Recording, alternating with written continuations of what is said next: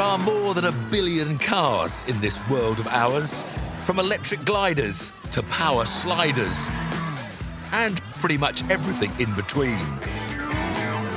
I'm Tiffany Dell. Hello everybody, hello! And with my good friend Paul Woodman, What could possibly go wrong? plus a few fellow car lovers, we're on another mission to bring you the fastest, loudest, most exclusive cars on the planet. Oh, and this lot too.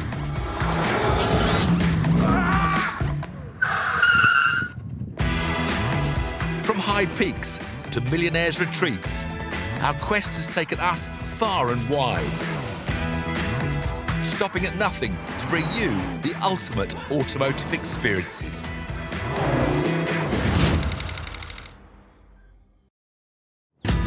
On the road today, I drive a car which is about much more than numbers. I've no idea what the top speed is, but I don't really care. Paul meets the newest car from the world's oldest car makers. This is what the electric world needs. Nick discovers his second home in a Hyundai. Yeah, this could be quite handy if I ever got kicked out at night. And I put on a little fashion show with a big BMW. Oh, it's a bit weird on the outside and very flash on the inside. But first, Paul and Ben are in Wales with a couple of cruisy coupes.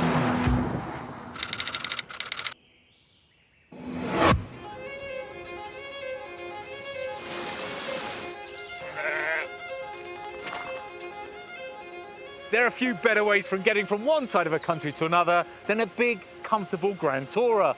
The right GT needs to be powerful, needs to be nice and snug for your backside, room in the back for a couple of overnight bags, and have plenty of street cred. This then is pretty much perfect. A Bentley Continental GT Speed. It's got a 6-litre turbocharged W12 engine, so plenty of power. It looks absolutely stunning. And those seats, it looks like a couple of my favourite armchairs from home.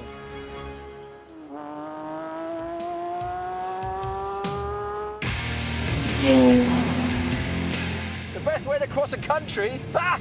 You want one of these? Porsche 911 GT3 Touring. This is the car for the job.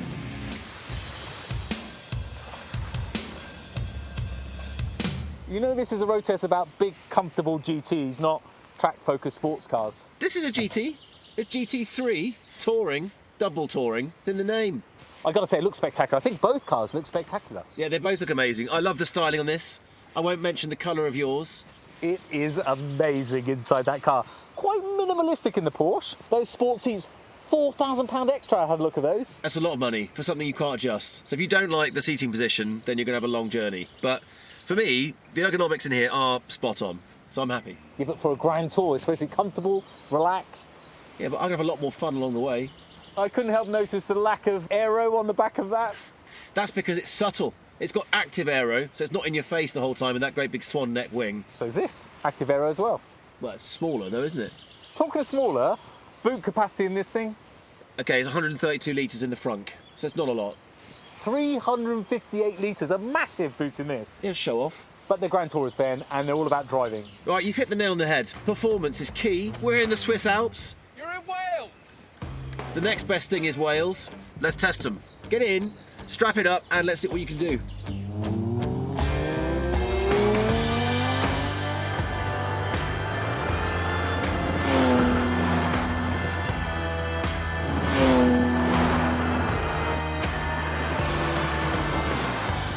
And whilst I'm sitting very comfortably, it's a good time to tell you about the stats of the car, because they're pretty bonkers, really. 660 horsepower, 900 newton meters of torque, fired through all four wheels using this 8-speed DCT automatic gearbox, which means it will do 0 to 62 in 3.6 seconds and have a top speed of 208 miles an hour. And you can do all that with your friends in the car. You can have a couple of mates in the back, providing they're quite smallish, because there isn't actually that much leg room. In fact, I don't think there's any leg room at all. It has got some serious grunt.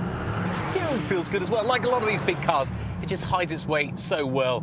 The roads are a bit wet, they're a bit greasy, a bit bumpy, but who cares? Got all-wheel drive, got rear-wheel steering, and it just tackles these bumps as if they're nothing, really. It's such a fabulous ride. the brakes feel superb. It gives you such a sense of confidence when you get to a corner. Hard on the brakes. And that's because they're carbon ceramics and they weigh 33 kilograms less than the standard steel brakes, which doesn't sound much, but you've got to consider this car weighs 2.3 tons. Wow, that's heavy, especially compared to this 911 weighing just over 1,400 kilograms, so it may have less power and a smaller engine, 510 brake and 470 newton meters of torque compared to that hammer-like Bentley. But I'm pretty sure I'm having more fun with this. 0 to 60 in 3.9 seconds is plenty for me. Top speed just shy of 200 miles an hour, which again is less than the Bentley, but so what? Are you really going to get to use that on the open road? I don't think so. This is the right car for the job. It's playful, it's pliable, and it looks amazing. The reason I love this car is because it's quite subtle and sophisticated. It's got all the performance of the GT3, but without the ridiculous wing, without the scaffolding in the back, which really does my nut. That wing that deploys there is just subtle, sophisticated. This is the connoisseur's Porsche. I'll be taking this one on the long haul. You know, for such a big car, it's very confidence-inspiring. It's very responsive and it just feels so smooth as well. And that power delivery, when you give it some welly, it just catapults you forward. The interior is phenomenal. I'm not referring to the colour, by the way, because the colour is not a chance. I would order purple, but the finish is sublime. The touch points, the stitching, the leather, the quality is all absolutely first class. Over in the Porsche, my colleague was also making big claims. I'm going to say this is the best 911 I've driven, with the exception of the GT2 RS, which is the best 911 in the world in my view, but it's 400 grand. You're getting all this in a car that's got a book price of £130,000. So it's an absolute winner. Big fan, big fan. Sheep are a fan as well, I can see them. They're smiling at this car thinking he's a big player. Love the fact that they are appealing to their roots here, but they've still got all the latest modern technology that pins this car to the road. There's so much grip in this car that I'm not really going to unlock anything until we get onto a track and light this thing up. With that in mind, it was time to leave the roads behind and head for our state-of-the-art test facility. Basically, we're on a runway in the middle of nowhere. And he's so predictable because he's in a race car, and this is a 2.3-ton battleship. He's normally on time, but I don't know where he is.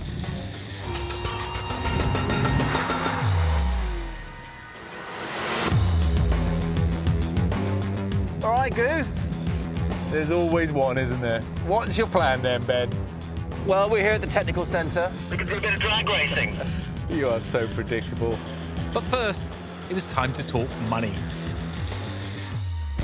You right there, Hollywood? I'm loving it. This car is sensational. How about you in the purple dream machine? Well, other than the purple, this car is fantastic. It's lovely, it does everything it's supposed to do. How much is the Porsche? £130,000, which actually is a lot of car for that money. That's a huge amount of car for money. This is £210,000, £80,000 more than that. However, I know you can't get that for anything like 130 grand. I'll be honest, I've searched the internet. You literally can't buy these, they're sold out. And when you could buy them, they were around £250,000. So they're pretty much parity on price. And I know why you got me here. Obviously you want a drag race, but I think you're underestimating the Bentley because it's faster and it's more powerful than the Porsche. I've seen enough drag races. I want to see a more holistic approach. It's all about getting the power down on the road. You've got to be agile, you've got to be able to stop. So we're going to start at the bottom. We're going to race down here, drag race style, get beyond those tyres, get past the Thunderdome, turn it around, get the power down, and then race back to the bottom. And we'll time it and see which one's the fastest. Okay, who's first? You. I'll set the pace. Don't you worry about that. All right, Paul, let's see what you got. I'm going to count you down in 3, 2, 1, go! Come on then, Bentley. Oh, it's powerful.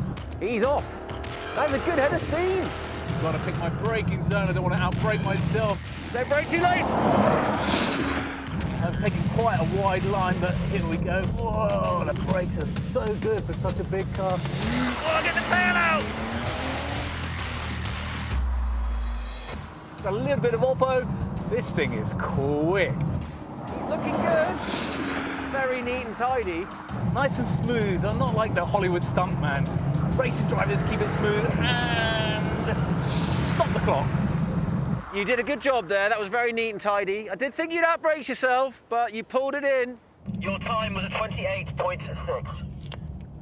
28.6, which means absolutely nothing, but that's your target. What I think this comes down to is the 911 is lighter. The power is more responsive and easier to deliver. It's going to shoot me out of the corner faster. So even though it's got less brake horsepower, it'll put it down much more sharply. All right, here we go. Time to put my money where my mouth is.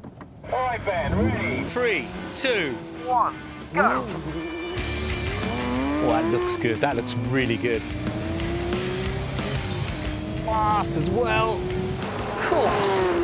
Sounds amazing. Come on, nice and tidy. Oh, he's very tidy through there. Bit of back end.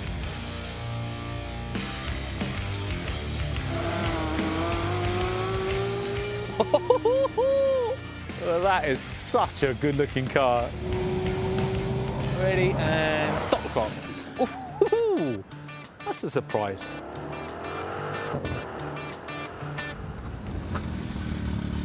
Well, that felt close, but judging by your expression, or should I say lack of jumping up and down, I reckon I won. Do you know what? For once, I don't want to gloat, but the Bentley was 1 second quicker than the Porsche. Really? Hard to believe. I just guess it's all that extra power, nothing to do with the driver, we know that.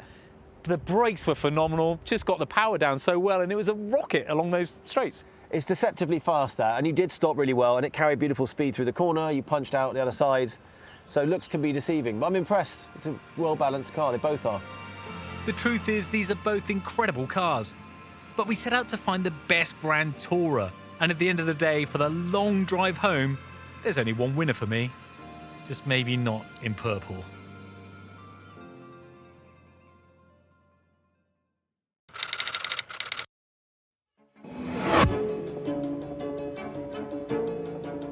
While the name Malak may not be that familiar to the average motorist, it's legendary in the world of motorsport. After the Second World War, Major Arthur Malak started dabbling in racing with a converted Austin 7 Special. He was so successful that others started to request that he build cars for them. So he created the Malak U2, which U2 can race. A contemporary of Colin Chapman, Malak built over 100 U2s, which were racing in the clubman's races in the 60s and 70s against the likes of the Lotus 7, with Max Mosley being one of his customers. Unsurprisingly, his sons took an interest, and Richard raced this Formula Ford version against me in my Lotus 69 back in the early 70s. And then, over 40 years later, his grandson Michael raced the same car against me in my same Lotus in historic Formula Ford racing. Michael's father, Ray, took to the clubman's grid, successfully racing U2s and beginning a career that took him to the top of the world sports car field. Having set up Ray Malak Limited to design, build and run competition cars, Ray retired from professional driving in 1989 and the company went from strength to strength, winning the BTCC Championship for both Vauxhall and Nissan. The GT race car they built for the US company Saleen won its class at Le Mans and took Chevrolet to World Championship glory for 4 successive years. RML also created the somewhat bizarre 1.5-litre turbocharged hybrid Nissan Ziod RC, which was given an experimental entry at Le Mans in 2014. By then, they were moving into the road car world, with Ray Malak Limited becoming the RML Group in 2010 and Michael the CEO some 5 years later, concentrating on working on behind-the-scenes development of high-performance automotive, EVs and continuation cars.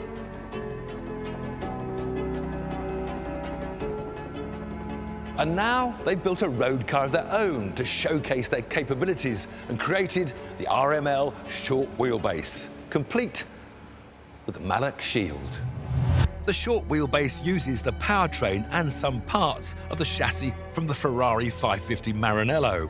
Its body is beautifully sculpted carbon fibre, while the engine and transmission have been fully rebuilt to meet modern drivers' needs. The chassis is a blend of the 550s, with carbon fibre additions to stiffen things up, and it rides on steel springs with Öhlins dampers for a more finessed drive.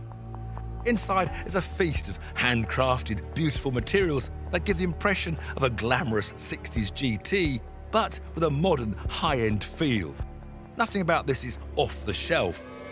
It's a bespoke car for people looking for something to stand out from the crowd. As soon as you're out on the road, you're transported back in time to a magical era of cruising GT cars in the 60s and 70s. I've this lovely row of bespoke machined aluminium dials. I've got this classic manual gearbox, and I've already got a smile on my face. At the moment, this development car doesn't have the classic speedo and rev cards that will match these aluminium dials. It's got a modern data logger, because they're still logging data to develop this car for customers. RML's first idea was to build a hypercar to show off their amazing engineering capabilities. But then they thought, does the world really need another 2,000 horsepower hypercar? And quite rightly, they decided not. So instead they made this creation that'll take you back to the driving pleasures, not at 200 miles an hour, but at 50 miles an hour and 60 miles an hour. A car that gives you that feedback that says you're driving, not a computer, not flappy paddles, just a lovely manual change.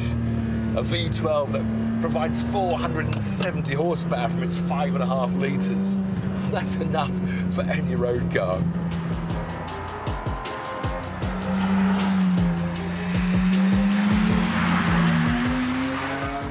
I love this thin steering wheel, beautifully clad in leather.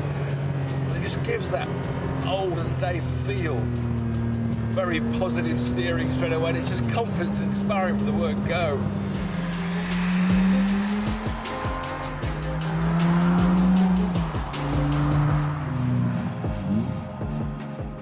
I've no idea what the 0 to 62 is, but I don't really care. I've no idea what the top speed is, but I don't really care. Because what I love about this car is the fact that I know that I'm doing the driving. It's not a super stiff hypercar juddering my teeth. Instead, it's a car that's got a little bit of body roll that tells you where the limit is. If you approach, you corner, you feel the car in your hands. The nose dives under braking, lifts up again under acceleration. And it's wonderful to see the wings and the air vent in front of you on the sculptured bonnet. This is a proper driving experience.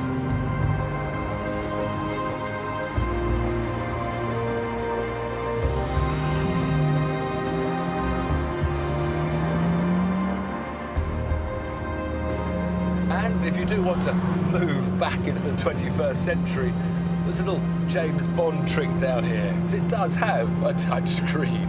One little press, arise the screen. I can now do all sorts of sat-nav and phoning and other stuff. But why would you want to when you're driving this wonderful creation? So I think we'll quickly put that back away again and just enjoy the thrill.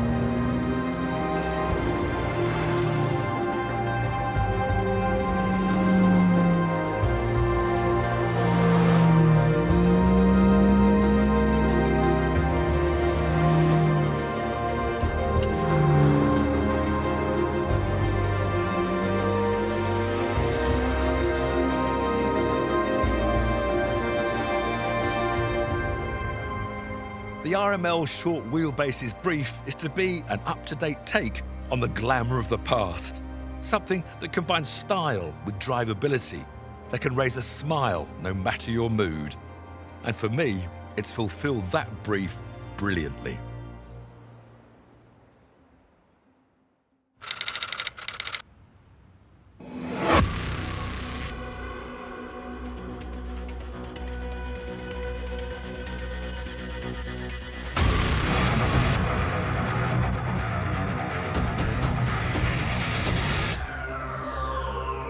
Mercedes was for a while all quiet on the electric front.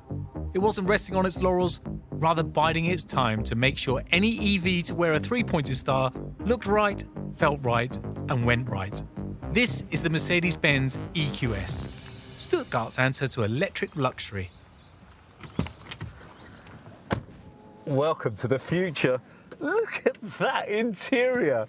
Starship Enterprise, eat your heart out.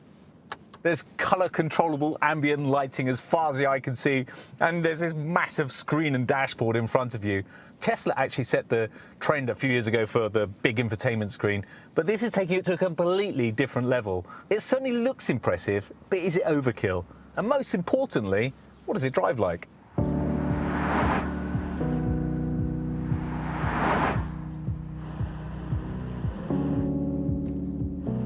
Well, put simply, it's surprisingly normal. Often when manufacturers make EVs, they use it as an excuse to defy convention and give you a brake pedal to stop and start the car, no gear selectors, and have really minimalistic interiors. But this car is nothing like that. It feels just like a traditional car. You've got a stop-start button to, well, funny enough, stop or start the car. You've got an indicator stalk in a traditional place. You've even got a gear selector like most modern Mercedes. Everything in this car seems refreshingly familiar. This particular model is the Mercedes-Benz EQS 450 Plus AMG Premium Line Plus. Whew, quite a long soulless name, and I tell you what, I hate to say it, but it's quite a long soulless car. There's nothing terribly exciting about it. There's not much emotion with this car. Don't get me wrong, this car is utterly brilliant. It's one of the best built and most technologically advanced cars I've ever driven, but it doesn't seem to have much of a soul. Is this a car to drive or to be driven in? And when you think about it, EV powertrains are just perfect for luxury limos like this. Manufacturers like Mercedes spend millions in research and development trying to isolate the noise and the sound from internal combustion cars. And with electric motors being inherently quiet, all you hear of this is the tyre noise. You can hear a butterfly with sore feet land. And like most EVs, if you want some noise, you can have some artificial sound. If I put it into sport mode, put my foot down. Sounds okay, but I think in this case, less is more.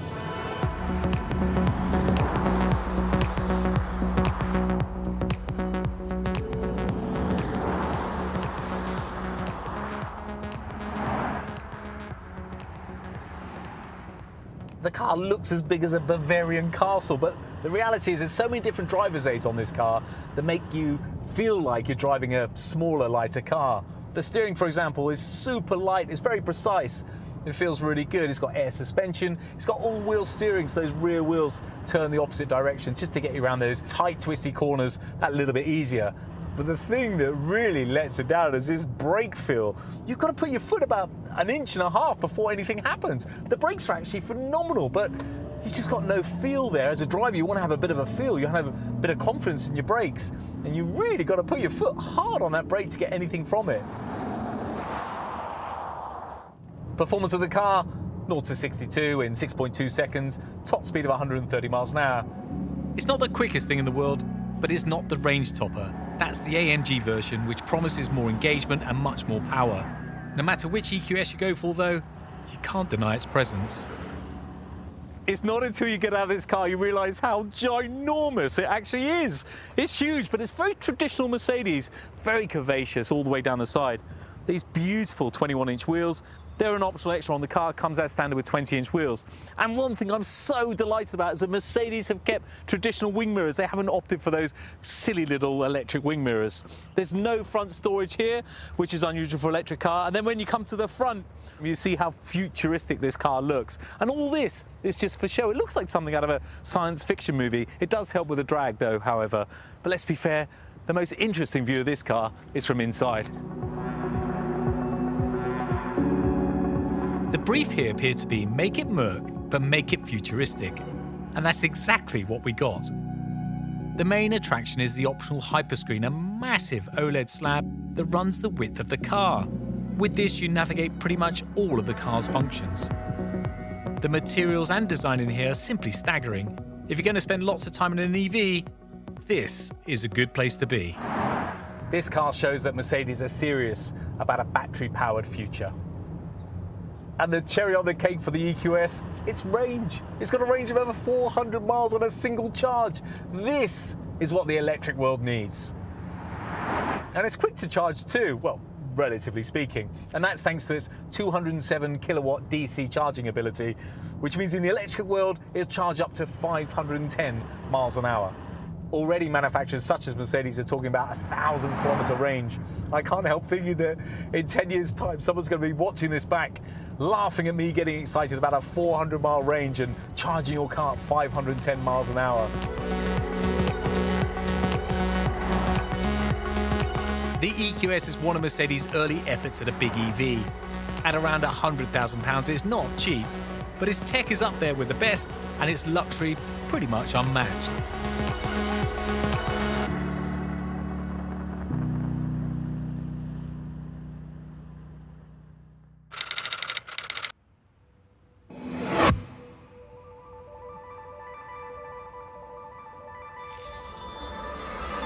The Hyundai Ionic 5 is a smart-looking thing.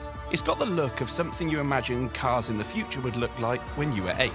There are angles, swooshes, sharp lines and blocky headlights. It looks like something out of a Space Odyssey film. Except for one tiny, or should that be massive, detail. It is huge. And on the subject of size, it's over 4.5 metres long. 3 metres alone is the wheelbase, and that's longer than the previous generation of Range Rover. It screams 80s futuristic all over. I mean, take these wheels, for example. Are you telling me they weren't designed or inspired by one of those spirograph tools you had at school? Come around to the back, and these lights, I mean, look at them.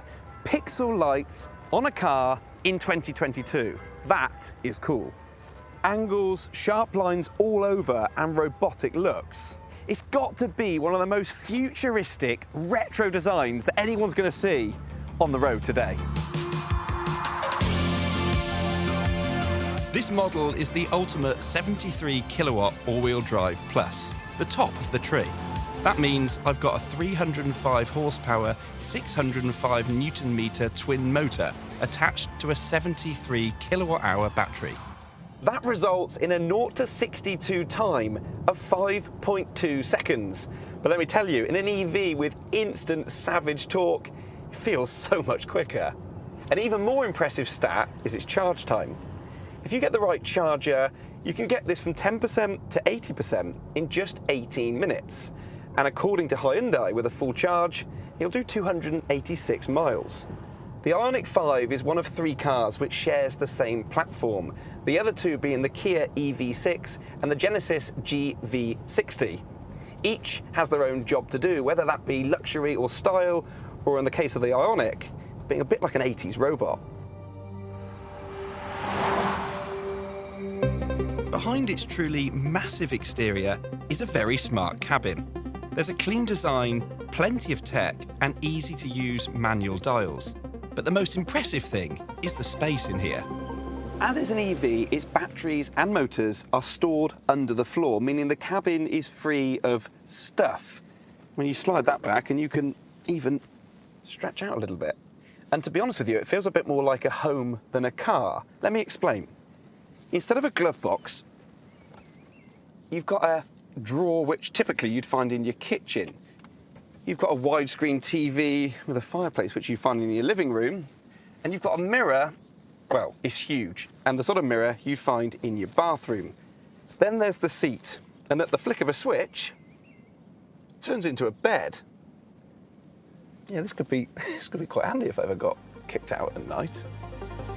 So handy, in fact, I can fit all my belongings in here with room to spare. There's over 500 litres of space in the boot alone, including a tray in the front and back to store all your cables. So when it comes to practicality, the Ionic is ticking all the right boxes. There's 3 different driving modes. You've got Eco, Normal and Sport. Put it into Sport, hit the throttle, and the EV power delivery is just addictive. Flooring it in an EV never gets old. For a car which weighs in excess of 2 tons, it's impressive. Body roll is fairly limited, which is a pleasant surprise when you look at the sheer proportions of this car. Modern cars have to have certain safety features by law. They're there to keep people out of harm's way. For example, the lane assist, which stops you from drifting onto the wrong side of the road inadvertently, can take control too easily. That, however, doesn't take away from what overall is an impressive car and a very comfortable drive. As with all EVs, it's a quiet place to be, but particularly so in this Ionic 5. So much so that Hyundai have introduced something called sounds of nature. So when you're driving along in this beautiful British countryside, you can listen to calm ocean waves, or a rainy day, or an open-air cafe. Why you'd want to listen to an open-air cafe, I don't know, but it's a nice touch.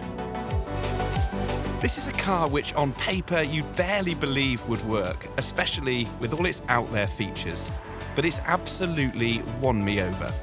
Admittedly, I am a bit of an EV advocate, but with this car's range, its performance and its looks, I'm struggling to fault it.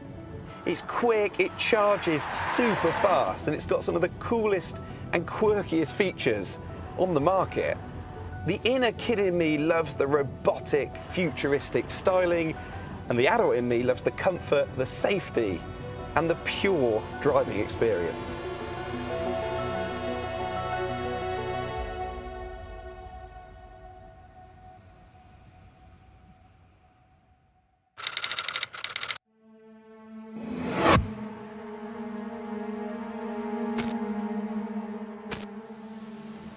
It's been over 10 years since BMW gave us its first all-electric car. Now it's packed a decade of battery-powered progress into this. The all-new 100% electric iX. A fast, futuristic flagship SUV with 20 times more computing power than any other BMW so far.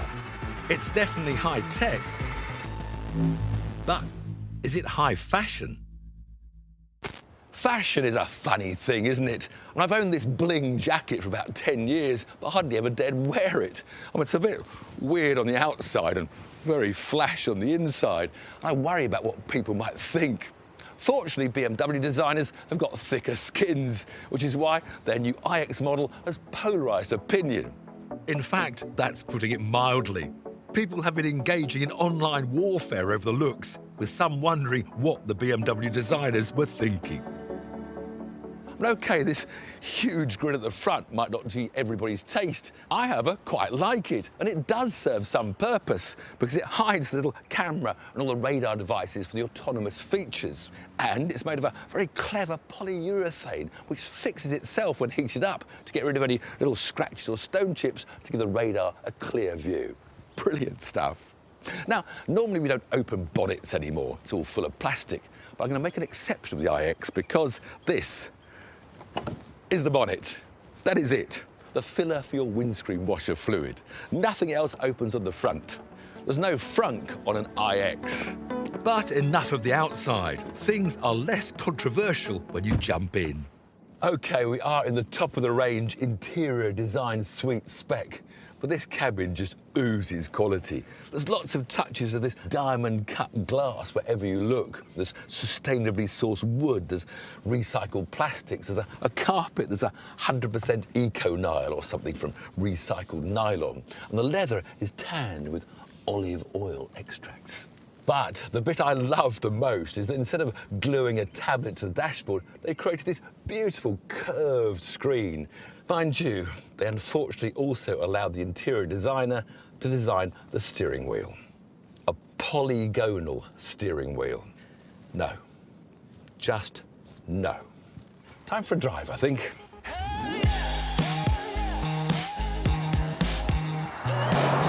There are 3 versions to choose from. An iX40, an iX50 like ours, and a range-topping iX60 with power outputs increasing as you move up through the model range. The iX40 will go from 0 to 62 in 6.1 seconds, whereas this iX50 will take just 4.3. Both go on to a top speed of 124 miles an hour. An odd number, but it's actually 200 kilometres an hour. You can have Sport or M Sport models. M Sport for me, obviously. So, how does it drive? How does it handle? And this iX50 comes as standard with air suspension, which controls this weight just way better than anything else I've experienced. Quite often, see, boom, I've hit a big pothole there. Hardly feel it. Too often you find these heavy cars, sort of the damping sort of suddenly goes, and it's uncomfortable, whereas this gracefully takes all the dips and hollows out. I mean, yes, there's bumps there, it's stiffly sprung, but I tell you what, the ride quality of this is really the most impressive thing. The other thing I'm appreciating is that this iX is also a lot quieter than most other EVs. There's hardly any whirring of electric motors to be heard at all, and virtually no wind noise. It's really quite impressive. Having said that, it's not entirely silent. If you listen very, very hard, very, very, very hard, you can hear the creations of Hans Zimmer, a BAFTA-winning movie score writer. Well, sorry, Hans, but they're not really portraying your brilliant efforts that well. And that's not the only gizmo in the iX's high-tech toy box. In fact, there's so much to take in, I had to pull over for a crash course in 21st century infotainment. There really are so many different ways to activate various things you want to activate. And these options start on the steering wheel. The left-hand side, there's a little button here. That's all the autonomous stuff. On the right is all the screen displays for the driver's part. It's amazing. You can have different content. You can have values, the radio station I'm on at the time. On your push to the side, you have layout. The layout means the different configuration. The third option is the head-up display, so you can change your head-up display. And that's just on the steering wheel. Next up, we go to the iDrive with my new cut glass wheel. How to get back to home. There's my home page. And then I give up, because there is also voice. And to my mind, if voice works, this is the way it should be. Hello, BMW. Please change to Radio 1. OK, I've selected Hello Everything. Should I start the route guidance? No, I wanted Radio 1. I'll press the button this time. Please change radio to Radio 1. This function is only available if you are logged in BMW. I've deactivated the spoken instruction. Can you deactivate yourself? I'm going for a drive. I'm going back on the road. All this modern stuff, I think it's just me. Things just don't work for me.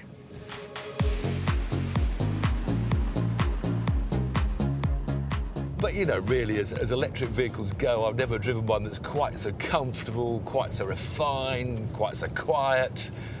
It really is the king of electric SUVs. Being a big EV, it also has a big battery, 105 kilowatt hours in the iX50, giving it a driving range of up to 380 miles before it's time to top up. And talking of topping up, if you can find a 200 kilowatt charger that actually produces 200 kilowatts, which in our experience is sadly on the rare side, you can pump this iX50 up from 20% to 80% in just 34 minutes. Meanwhile, on the normal 7 kilowatt home charger, it will take nearly 17 hours to fill this up from empty. Of course, the battery level depends very much on how you drive. You can either cruise around, carefully eking out the miles, or make the most of its 2 electric motors, 4-wheel drive, and seismic amounts of torque. I do like that torque that creates that acceleration to help with instant overtaking. That is where the torque of the batteries really comes in. So now I can overtake like that. And I wasn't actually overtaking, by the way, I was just showing acceleration.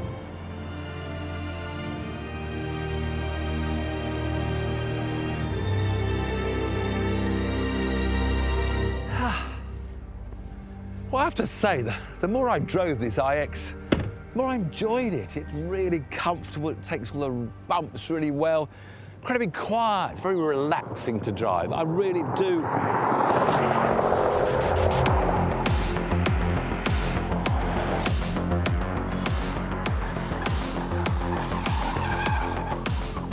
This, like the BMW, is a big, expensive, flash SUV. But there's 2 crucial differences. The first one is this is an Audi, and the second one is this is petrol. It's the Audi RS Q8, and it's the most powerful SUV Audi have ever made. Ta-da! Paul, was that really necessary with that great loud machine blasting past me? I've had a quiet day today with my electric car. Mate, the only loud thing here is that jacket. Did you like my jacket? Anyway, what is it? This is the Audi RS Q8. It's a 4-litre, turbocharged V8, 600 horsepower petrol car. Nice. Nice. Actually, this is very impressive. Electric cars get 523 horsepower from its 2 motors and its big battery. The only thing I prefer on the BMW is this sculptured bonnet, whereas the Audi, it's a big humpy bonnet, isn't it, really? And it's got an engine. And what, you got a big power bulge put in the top, do you? You know? Almost. You can get this Audi, starts the RS Q8 from about 100 grand.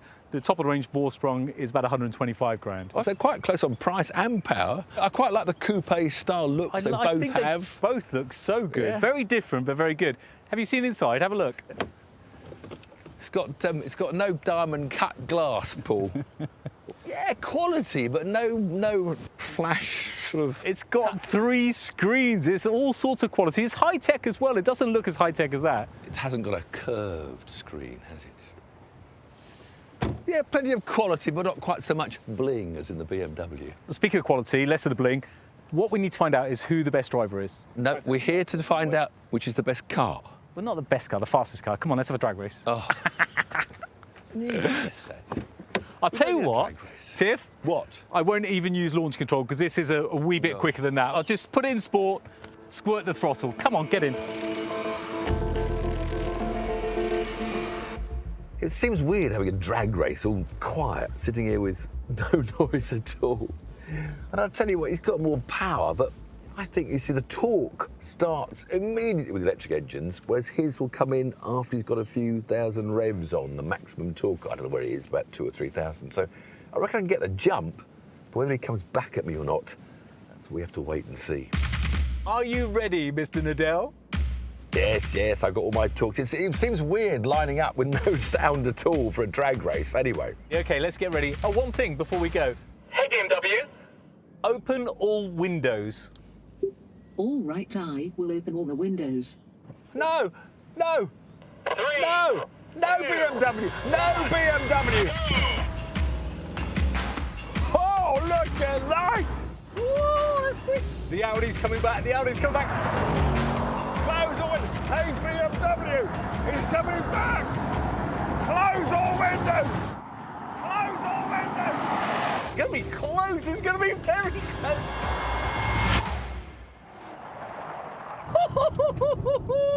I think I just got him. Wow! Was that close or was that close? My hair's blown around a little bit. I just lowered my window. You? That was quick, wasn't it? Well done. I'm not sure it won or not, where the finish line was. You were creeping up and creeping up and creeping up. The power of this, I should have used launch control. That was quick. That instant torque got me off the line quicker. Amazing. But then the extra power, and you've actually got more torque once it's in the right rev range. But what a pair of machines. Electric cars, it's a future, Tiff. But, listen to that. Listen. Yeah.